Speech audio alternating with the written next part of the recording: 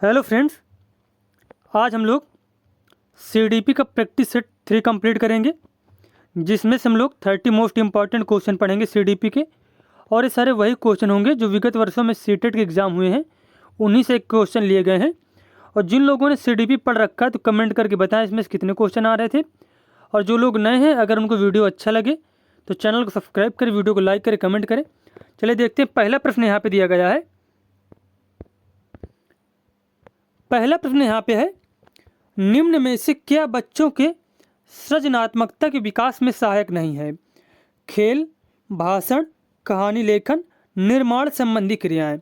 तो सृजनात्मकता के विकास में जो है निर्माण संबंधी क्रियाएं जो होती हैं ये सहायक नहीं होती हैं, जबकि खेल और भाषण और कहानी लेखन ये तीनों सृजनात्मकता के विकास के लिए, बच्चों में सृजनात्मकता के विकास के लिए तीनों ही बहुत ज़्यादा इंपॉर्टेंट होते हैं। तो पहले क्वेश्चन का हमारा डी वाला ऑप्शन गलत दिया गया है। देखते अगला प्रश्न। शिक्षा में फ्रोबेल का महत्वपूर्ण योगदान था का विकास। शिक्षा में जो फ्रोबेल थे इनका महत्वपूर्ण यह विकास था किंडरगार्टन का विकास। किंडरगार्टन का विकास। निम्नलिखित में संश्लेषण का उदाहरण है। यहाँ पे संश्लेषण का उदाहरण क्या है? निबंध लिखना, भाषण देना, प्रमेय सिद्ध करना या फिर चित्र रंगना। तो संश्लेषण का उदाहरण इनमें से हो जाएगा प्रमेय सिद्ध करना। प्रमेय सिद्ध करना।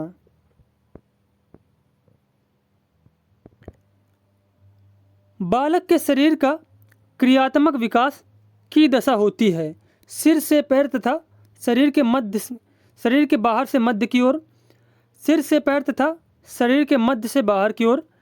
पैर से सिर तथा शरीर के बाहर से मध्य की ओर। पैर से सिर तथा शरीर के मध्य से बाहर की ओर। तो इसका आंसर हो जाएगा, जो बच्चे का शारीरिक विकास व क्रियात्मक विकास की जो दिशा होती है या फिर दशा होती है तो वह होती है सिर से पैर तथा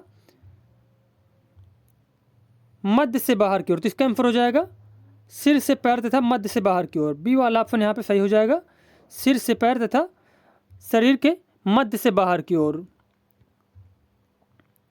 अब एक पॉइंट ये नोट कर लेते हैं, जैसे कि जो सिरोपुच्छ का सिद्धांत होता है, सिरोपुच्छ का सिद्धांत जो होता है वो यही बताता है कि बच्चे में जो विकास होता है कैसे होता है, सिर से पैर की ओर होता है। बालक का विकास परिणाम है वंशानुक्रम तथा वातावरण की अंतःक्रिया का, आर्थिक कारकों का। तो बच्चे का जो विकास होता है वह वंशानुक्रम तथा वातावरण की अंतःक्रिया का परिणाम होता है। इसमें से जो वंशानुक्रम बच्चे का होता है वो भी महत्वपूर्ण होता है, और जो पर्यावरण होता है, वातावरण होता है, वो भी बहुत ज़्यादा इंपॉर्टेंट होता है। परीक्षा के स्थान पर सतत और व्यापक मूल्यांकन गुणवत्ता मूलक शिक्षा के लिए अधिक उपयुक्त है, क्योंकि इसमें संज्ञानात्मक क्षेत्र का मूल्यांकन किया जाता है, सहसंज्ञानात्मक क्षेत्र का मूल्यांकन किया जाता है।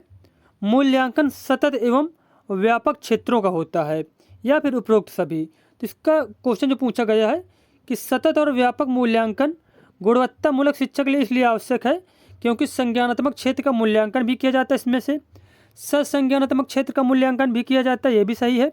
और मूल्यांकन सतत एवं व्यापक क्षेत्रों का होता है, ये भी यहाँ पे सही दिया गया है। तो यहाँ पे डी वाला ऑप्शन बिल्कुल ही सही है।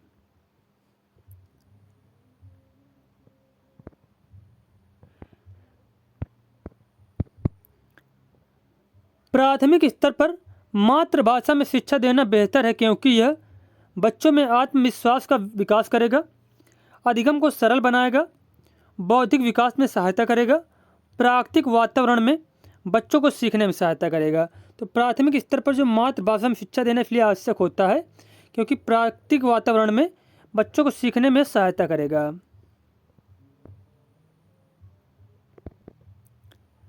श्याम पट्ट पर लिखते समय सबसे महत्वपूर्ण क्या है? तो श्याम पट्ट पर लिखते समय जो सबसे ज़्यादा महत्वपूर्ण होता है वह होता है अच्छी लिखावट। अच्छी लिखावट। अच्छी लिखावट लिखेंगे तो लेखन में स्पष्टता ऑटोमेटिक आ जाएगी। बड़े अक्षर लिखो या छोटे लिखो उससे कोई तात्पर्य नहीं होता, लेकिन लिखावट अच्छी होनी चाहिए जिससे बच्चे को समझ में आ सके। आपकी कक्षा में एक छात्र देर से आता है, आप क्या करेंगे? उसके अभिभावकों को सूचित करेंगे, उसे दंड देंगे, कारण जानने की चेष्टा करेंगे, उस पर कोई ध्यान नहीं देंगे। तो इसका आंसर हो जाएगा कारण जानने की चेष्टा करेंगे। बच्चा किस वजह से लेट आ रहा है, तो सबसे पहले शिक्षक उसके कारण जानने की क्या करनी चाहिए, कारण जानना चाहिए उसको सबसे पहले। शिक्षक का उद्देश्य होना चाहिए विद्यार्थियों में व्यवहारिक कुशलता का विकास करना, विद्यार्थियों में सामाजिक जागरूकता तैयार करना, विद्यार्थियों को परीक्षा के लिए तैयार करना, व्यवहारिक जीवन के लिए विद्यार्थियों को तैयार करना। तो शिक्षा का जो मुख्य उद्देश्य होना चाहिए बच्चों को पढ़ाने का, वह होना चाहिए व्यवहारिक जीवन के लिए विद्यार्थियों को तैयार करना।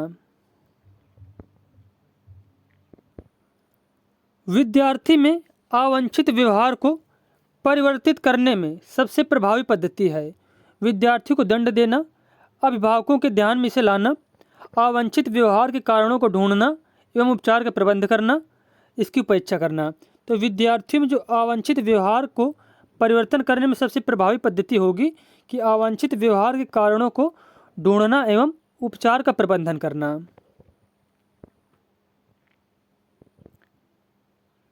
जब एक विद्यार्थी असफल होता है तो समझा जाता है कि संपूर्ण जो है वह पद्धति असफल हुई है। तो यहाँ पे ए वाला ऑप्शन सही है कि इसमें से समझा जाता है कि संपूर्ण पद्धति असफल हुई है। किसी विद्यार्थी की सबसे महत्वपूर्ण विशेषता है उत्तरदायित्व की अनुभूति, ईमानदारी, सहभागिता या फिर आज्ञाकारिता। तो किसी भी जो है विद्यार्थी की सबसे महत्वपूर्ण भूमिका विशेषता होती है आज्ञाकारिता। क्या होती है आज्ञाकारिता? आप किसी कक्षा में पाठ पढ़ाते हैं और एक विद्यार्थी विषय से असंबंधित एक प्रश्न पूछता है, आप क्या करेंगे? उसे असंबंधित प्रश्न पूछने की अनुमति देंगे, उसे असंबंधित प्रश्न पूछने की अनुमति नहीं देंगे, उसे गैर अनुशासित समझकर दंडित करेंगे, कक्षा के बाद प्रश्न का उत्तर देंगे। तो इसका आंसर हो जाएगा कक्षा के बाद प्रश्न का उत्तर देंगे।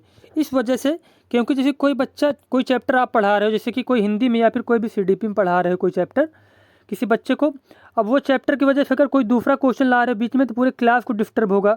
और अन्य लोग हैं, ज़रूरी नहीं कि वो लोगों ने वो चीज़ें पढ़ रखी हो, उसमें उसी चीज़ में डाउट हो उसको। तो क्या करना चाहिए, पहले उसका अच्छा हो जानी चाहिए, उसके बाद फिर जो डाउट है उस बच्चे को उसके बारे में उसे बताना चाहिए।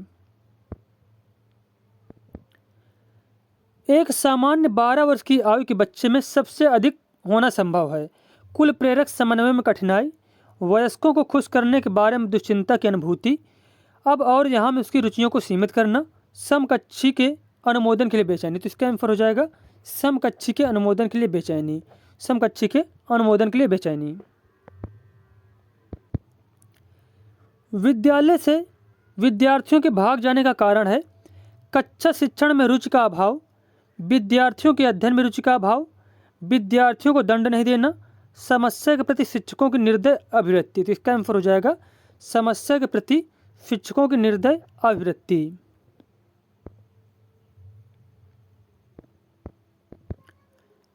विद्यालयों में श्रम की स्फूर्ति का विकास करने के लिए शिक्षक अपने ही श्रम में प्रवृत्ति दिखाएगा, शिक्षक श्रम के महत्व पर व्याख्यान करेगा, समय समय पर विद्यार्थियों को श्रम करने का अवसर देना पड़ेगा, विद्यार्थियों को श्रम करने वाले लोगों का उदाहरण देना होगा।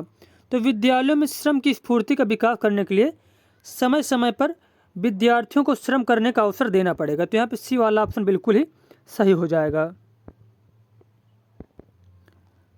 बाल विकास की परिभाषा का अध्ययन क्षेत्र है जो मानवीय सामर्थ्य में परिवर्तन का परीक्षण करता है, जीवन अवधि के दौरान व्यवहार की व्याख्या ढूंढेगा, बच्चों की वयस्क तथा वरिष्ठ नागरिकों के साथ तुलना करेगा, किसी बच्चे के संज्ञानात्मक, सामाजिक तथा दूसरे सामर्थ्यों के क्रमिक विकास के लिए उत्तरदायी होगा।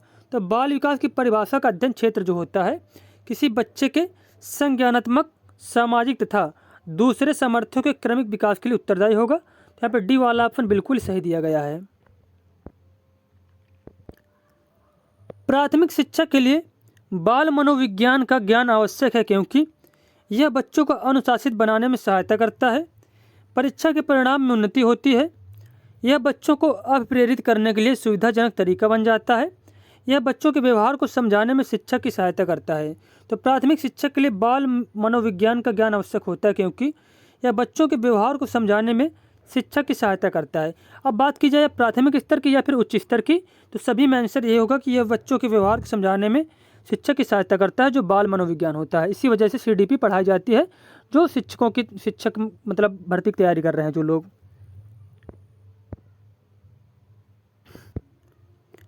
मानवीय मूल्यों जो प्रकृति में सार्वत्रिक हैं के विकास का अर्थ है। मानवीय मूल्यों जो प्रकृति में सार्वत्रिक हैं के विकास का अर्थ होता है अभिव्यक्ति। क्या होता है? अभिव्यक्ति। अपने विद्यार्थियों को समझने के लिए एक शिक्षक में अच्छी जानकारी होनी चाहिए। बाल मनोविज्ञान की बच्चों को समझने की प्रवृत्ति की, विषय वस्तु के प्रति विद्यार्थियों के मत की, या फिर उपरोक्त सभी। तो इस क्वेश्चन का आंसर हो जाएगा उपरोक्त सभी। क्या हो जाएगा? उपरोक्त सभी। निम्न में से किस स्तर में बच्चे अपने समकक्षी वर्ग के सक्रिय सदस्य बन जाते हैं? किशोरावस्था में। कौन सी अवस्था में? किशोरावस्था में। अगला प्रश्न यहाँ पे है, मनोचित्रण का संदर्भ है अर्थग्राह्यता को बढ़ाने की एक तकनीक, जोखिम भरे कार्य करने के लिए कर्म योजना, मन का चित्र खींचना, या फिर मन के कार्य का अन्वेषण। तो मनोचित्रण का संदर्भ यह है मन का चित्र खींचना। मन का चित्र खींचना।